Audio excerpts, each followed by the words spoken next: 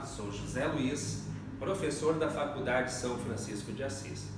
Dando seguimento à nossa série Ativos Intangíveis, a partir da aula de hoje nós vamos entrar no assunto Goodwill, o mais intangível dos intangíveis, e trabalhar aspectos conceituais do Goodwill, compreender o avanço do estudo ao longo dos anos, os modelos de sua mensuração, entre outros assuntos fascinantes.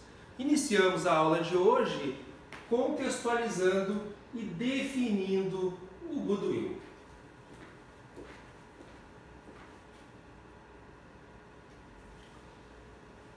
Então, com base nas aulas anteriores, onde estudamos os conceitos de ativos intangíveis em geral, nós podemos então contextualizar o assunto ou a temática atinente ao tratamento contábil do Goodwill, que é considerado o mais intangível dos ativos intangíveis.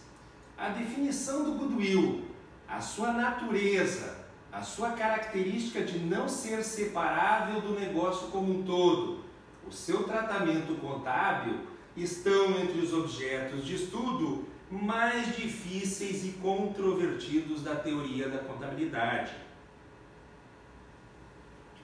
Corrobora com essa afirmação Koenig, já lá em 1929, dizendo que contadores, escritores de contabilidade, economistas, engenheiros e os tribunais, todos eles têm tentado definir o Goodwill, discutir a sua natureza e propor formas de mensurá-lo.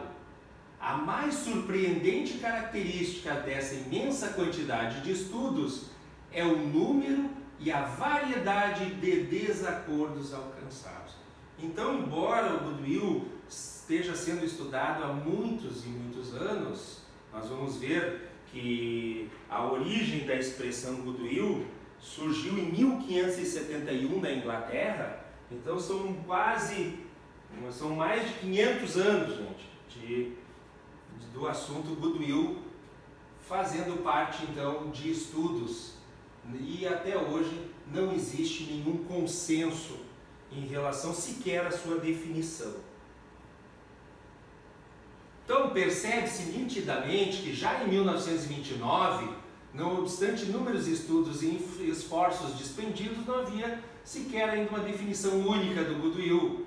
E essa situação perdura até hoje. Haja vista que se pode encontrar essa referência dessa citação famosa aí do Koenig em trabalhos como Catley e Olson, em 68, Bedford, em 70, Martins, Eliseu Martins, em 1972, somente para mencionar algum dos grandes estudiosos do assunto. Essa situação, ela ocorre porque o Goodwill ele está intimamente relacionado com outros ativos intangíveis, existindo então uma linha tênue que os separa dos outros intangíveis. Também é importante destacar que a expressão Goodwill ela foi confundida durante muitos anos com a expressão fundo de comércio, erroneamente. Contudo, segundo Martins, na tese de doutoramento dele, em 1972, na USP, não se pode considerar verdadeira essa afirmativa, uma vez que esse ativo não se caracteriza realmente como um fundo, porque fundo se refere a um conjunto de recursos monetários usados como reserva ou ainda para cobrir despesas extraordinárias. E além disso, o mesmo nem sempre é derivado ou relacionado ao comércio, pode ser relacionado à indústria, aos serviços também.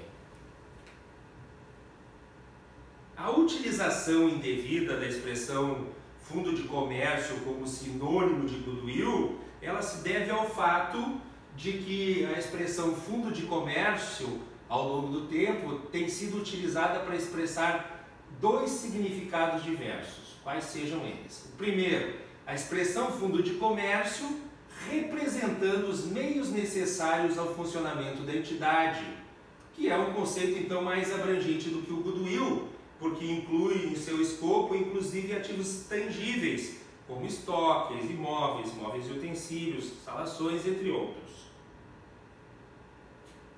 E a segunda é a expressão fundo de comércio, representando apenas fatores intangíveis, que auxiliam então na obtenção de lucros, tais como a localização estratégica, as condições monopolísticas, bom tratamento com funcionários, entre outros. Podemos ver também aqui a definição de Besta em relação ao goodwill.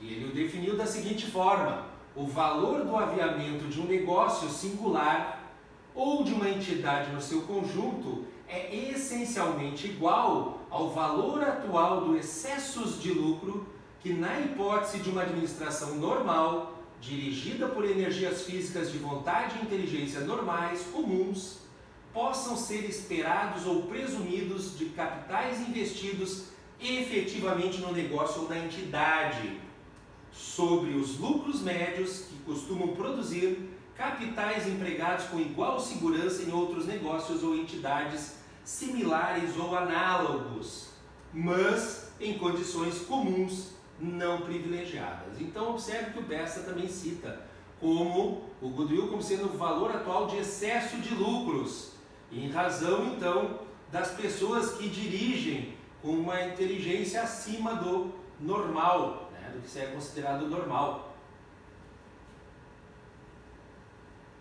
Catley e Olson entendem que o goodwill, no seu entendimento mais amplo, ele pode ser definido de várias formas. Na realidade, eles definiram 4 formas de definir o goodwill. A primeira considera o goodwill como um sentimento agradável, benevolência, amigável, que é justamente a tradução do termo goodwill do inglês. Já a segunda, relacionada ao comportamento de um comércio ou negócio, e define então o goodwill como sendo um benefício ou vantagem na maneira como se comporta o negócio adquirido, além do valor que ele seria vendido, devido à personalidade daquele que a conduz, a natureza da sua localização, se a sua reputação for habilidosa ou precisa, ou qualquer outra circunstância incidental para o negócio que tende a fazê-lo duradouro. Já a terceira definição de Catley e Olson afirma que o goodwill é o valor capitalizado do excesso de lucros futuros estimados de um negócio acima da taxa de retorno de um capital considerado normal em uma atividade relacionada. E, finalmente, a quarta definição, segundo eles, considera o goodwill como sendo o excesso de preço de compra de um negócio acima ou abaixo do valor avaliado de seus ativos líquidos, exclusive o goodwill. Bom, essa foi a nossa aula de hoje, onde estudamos a definição do goodwill e chegamos à conclusão que, embora o tema seja estudado com afinco há centenas de anos, ainda não existe sequer uma única definição aceita universalmente para o goodwill, o mais intangível dos intangíveis. Obrigado a todos e até a nossa próxima aula.